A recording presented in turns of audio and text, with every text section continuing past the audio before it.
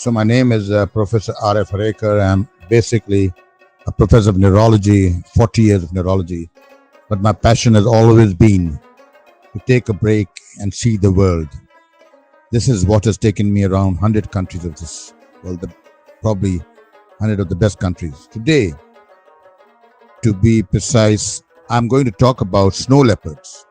I was in Khunjarab National Park camping for 5 days, and I have, of course, experienced the difficulty in spotting these elusive cats. Why does it happen? A lot of people keep asking me, you were there for 5 days, you spent so much money, you didn't see the cat. Doesn't matter really. And this is because Pakistan's total estimated snow leopard habitat is almost like 80,000 square kilometers, and of which the prime habitat is only 50%. So I went through a few studies done by locals, and they reported that technological developments may have taken place. We now have camera trapping, molecular genetics. They, of course, allow reliable presence records that could be used to construct realistic species distributions.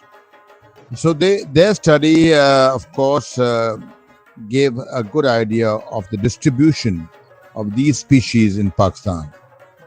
Now, the important thing is what we call the movement corridors of these elusive cats. They move along different landscapes, and of course, the probability of the habitat suitability is very, very important. A large portion of the known range. Now, when you look at these areas where they are thought to be found, there are two types of habitats, low quality and high quality. If you look at the low quality habitat, then cities or areas like the Valley of Chitral, Swat, Astor, Kashmir are the ones where the chances are, of course, less, but they are still there. You can see how big these movement corridors are. So that makes things so difficult. I was in a high quality prime habitat, and these are Khunjarab, where I spent 5 days in very adverse circumstances with low saturation of oxygen, and it was very, very cold. Then there are the prime locations or habitat, like I said, Khunjarab, Misgar, Chapursan, Kurumbar, Broghill, and Central Karakoram. These actually represent the high quality habitats. So that's what makes things so difficult. Now, the same study revealed that when they do the connectivity analysis, it revealed that the Hindu Kush landscape appears to be more connected with the population in Afghanistan. Now, there are three major ranges that converge in the northern areas of Pakistan, and they are the Himalayan range, the Hindu Kush, and the Karakoram. So what they have found that the Hindu Kush landscape appears to be more connected with the Afghani population as compared to other populations in Pakistan. Similarly, the Pamir Karakoram population is better connected with China and Tajikistan, while the Himalayan population of snow leopards was connected with India. So based on these findings, they propose 3 model landscapes. So they considered the global leopard ecosystem protection agenda. So it's very, very important to study these.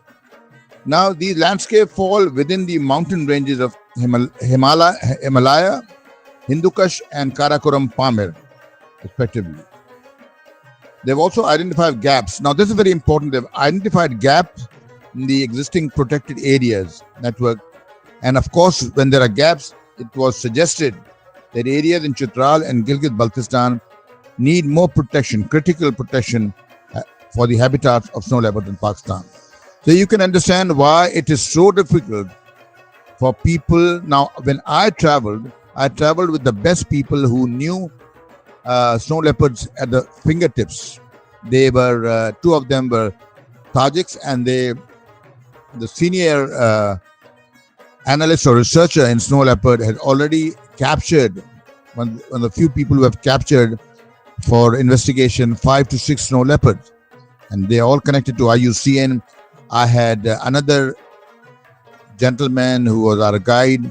He has already photographed quite a few families of leopards.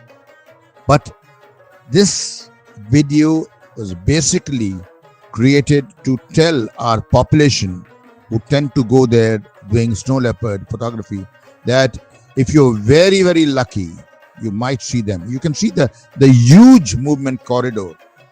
So how can you spot them? There aren't very many actually. They move around like the Himalayan range and the Karakoram. They move around across the countries. So, we will make another attempt to go and see them. But I must tell you that it is always very difficult. Those who are lucky, there are some of our friends who have been lucky to see them or spot them right on day 1, day 2. But even though we had our 2 guides who were the experts, father and son, we knew exactly the time of the day when they were more active. We knew the prime locations. We knew the prime habitats of the snow leopards. And we spent 5 days at one of the most prime locations of snow leopards in Pakistan. Yes, we miss them. So do not be afraid. If you go there, you can't see the snow leopard. There have been people who have been there, the foreign teams that have come in. They spent 4 weeks there without spotting the snow leopards. Hope you have enjoyed this informative video on failure of snow leopard spotting in northern Pakistan. Do subscribe to our channel if you haven't done so. You must write a little note if you have the time under the video. It helps us to create better videos on our next occasion. If you think it's worth it, the information, strike the like icon. Thank you.